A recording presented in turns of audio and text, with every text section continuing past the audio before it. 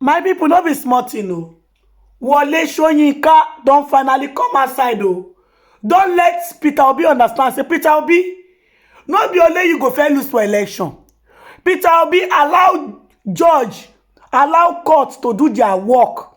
While Peter Obi, they try to go grant interview up and down.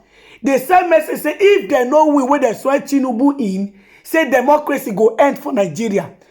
Now, right now, Wole Soyinka don challenge Peter Obi vice wey they call Datti. Say make it come to life. May they go for debate. May they talk about democracy. My people no be smart, This Wole Soyinka, he say he don set for the Labour Party people. He say Peter Obi no allow court to do their job. Why Peter Obi they insist? Say even if Peter Obi no accept when he does say they ring the election, at least Peter Obi lawyer don't carry matter go court.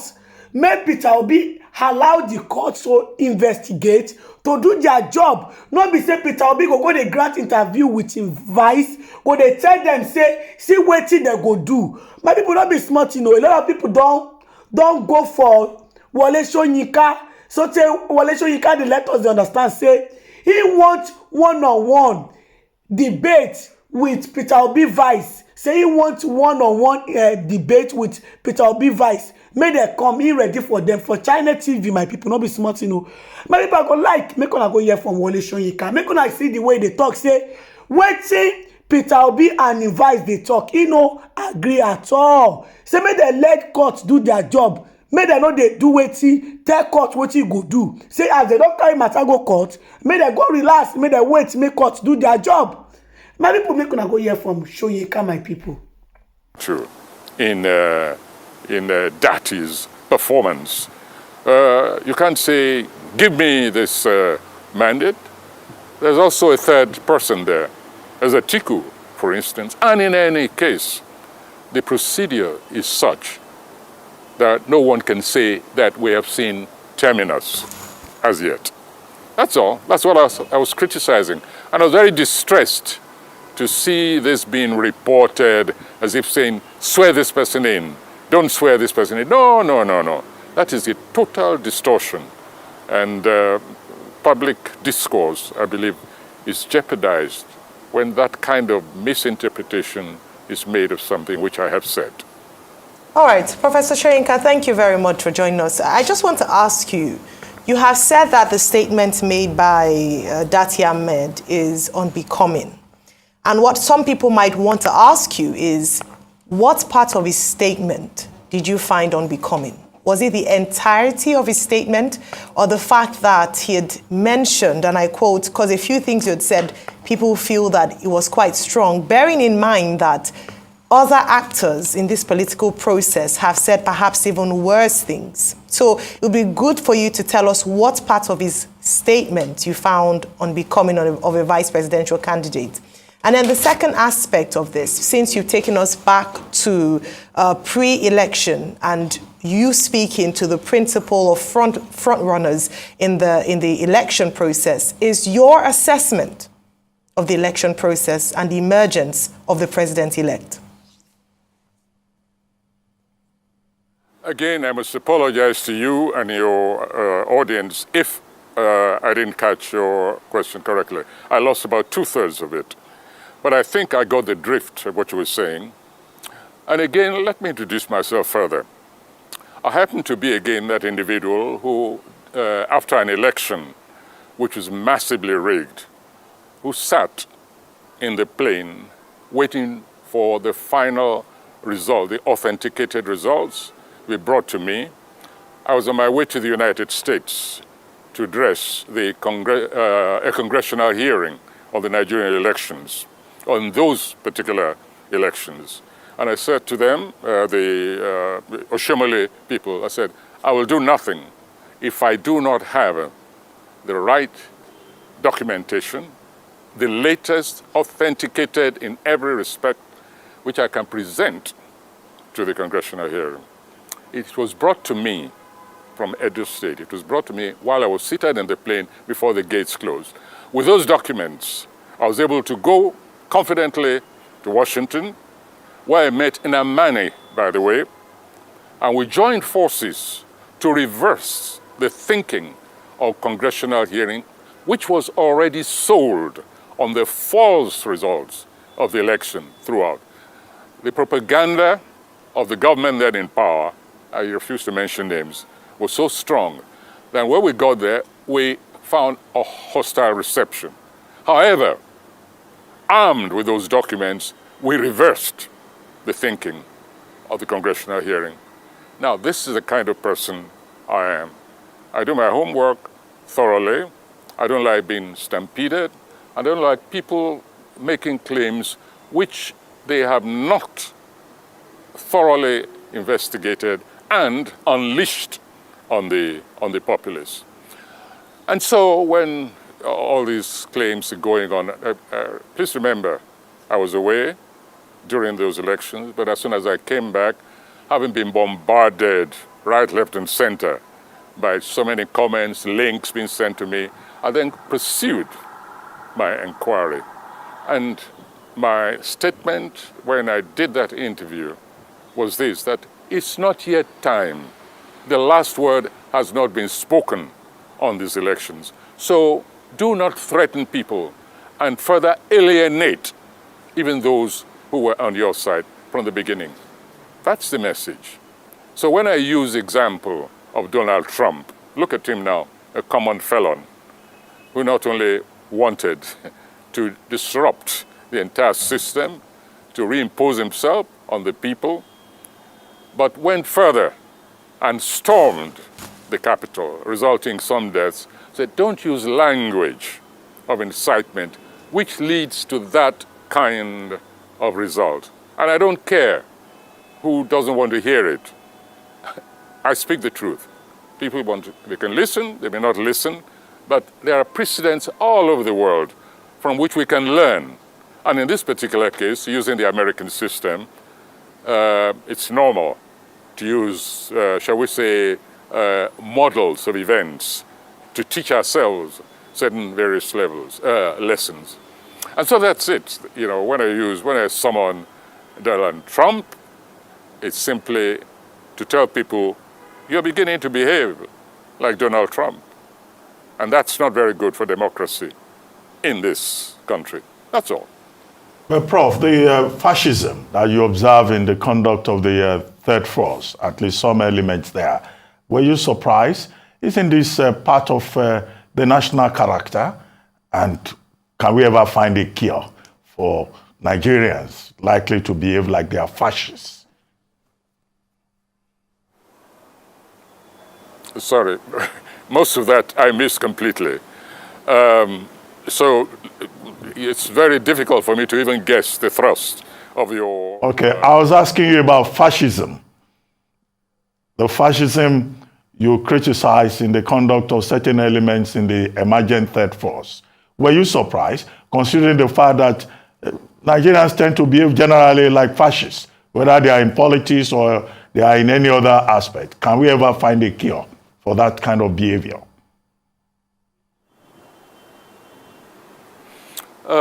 Any other acts?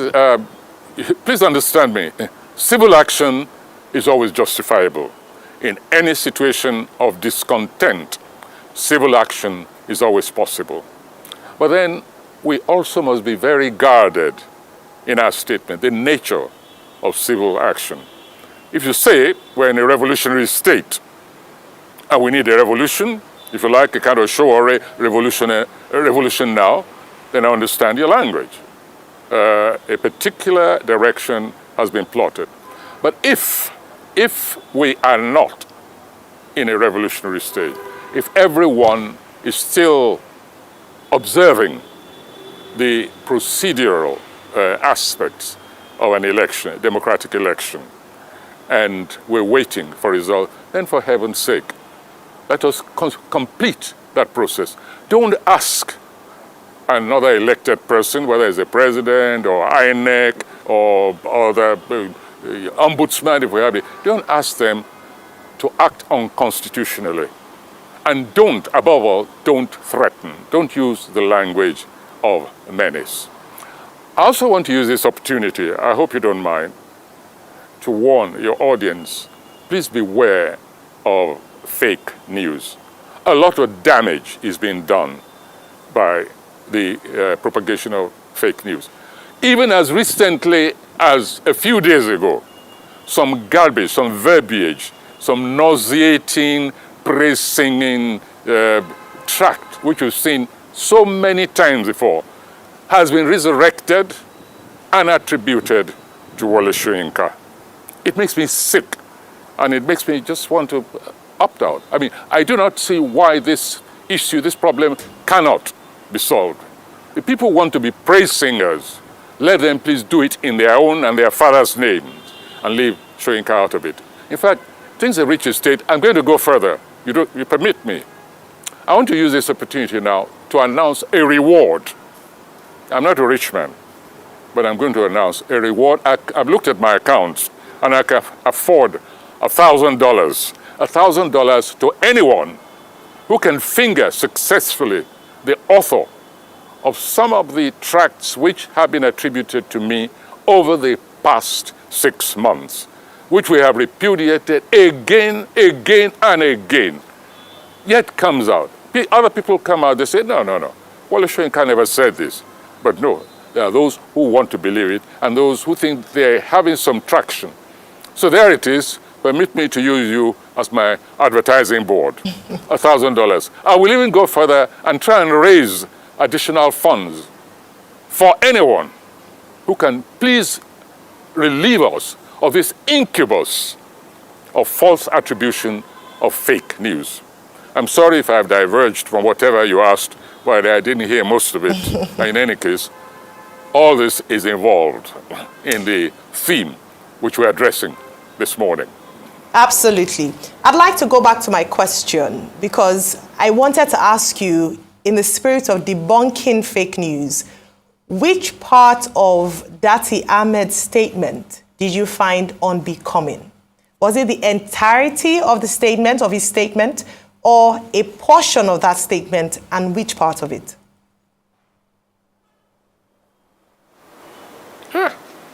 It's all very well going back to your question, but it's still going back to the kind of breaks which we had. The transmission is really problematic. It could be my personal problem of hearing. I don't want to blame the equipment completely, but I think we really have a problem. And since you say you had a specific question, this time I don't want to go off on a tangent unless I can hear it very clearly, distinctly.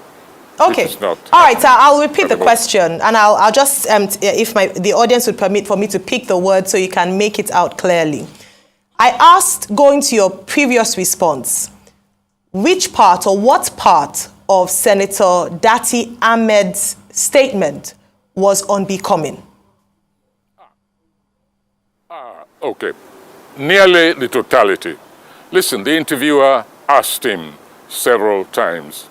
He said, what will you do if the Supreme Court judgment is against you? If the interpretation which you are offering about the constitutional aspect of this election, if it is against that of the Supreme Court and they find against you. And he kept saying, no, it's not even open to analysis. The word says and it's very clear. And the Supreme Court, in its wisdom, had better give this, in other words, his interpretation. I mean, this is trying to dictate to the supreme arbiter of the nation. Whatever you think of the Supreme Court, it is an institution we all revert to sooner or later. If not today, then tomorrow. If not about this election, maybe about the next election.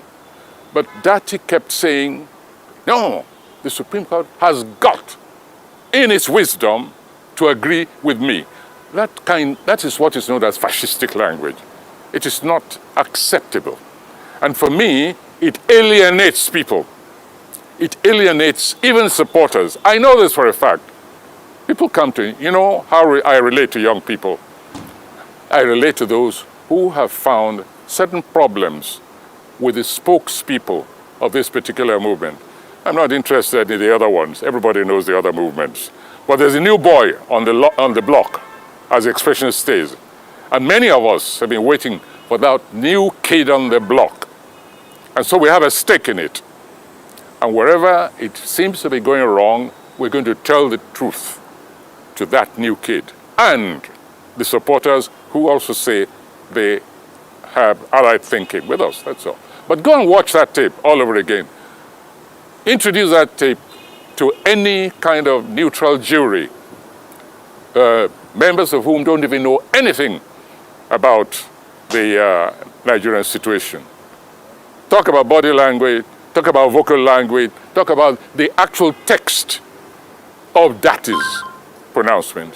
This is intimidation, and it's not acceptable. I refuse to be part of that kind of language. But Prof, you referred recently again to restructuring. What kind of restructuring would you like to see? What kind of what, sorry? Restructuring of Nigeria would you like to see?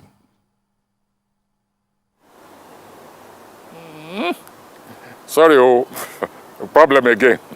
I was asking, you've recommended restructuring of Nigeria. What's the word? What comes after that? Restructuring. What kind of restructuring? Instruction? Restructuring. Structure. Restructuring. Restructure. Yes. What kind of structure? Restructuring would you like to see? Of, you mean for the nation? Yes. Yes, for the nation. For the nation, I'm talking about decentralization. That's all I want out of the incoming government, whichever it is. Let us have a genuine, not rhetorical, but a genuine, practical, detailed decentralization, the redevolution of power, more devolution of powers to the various arms, the various tiers of government, state, local government, the reinforcement of civil entities, civil society in the various groupings. My people, now the video now on a new watch finish, so on a see what it happen for inside the video. Alright, my people, I go like to end the video for you. Make una let me know waiting on a thing for the comment section, and if una never subscribe, make una subscribe to my YouTube channel so that una no go miss any latest gist way I dey upload. And those of una will be see una never follow my Facebook page, make una follow so that una no go see miss any latest gist way I dey upload. And bye bye till I come on our next time. Bye guys, see you guys in my next video. Bye guys.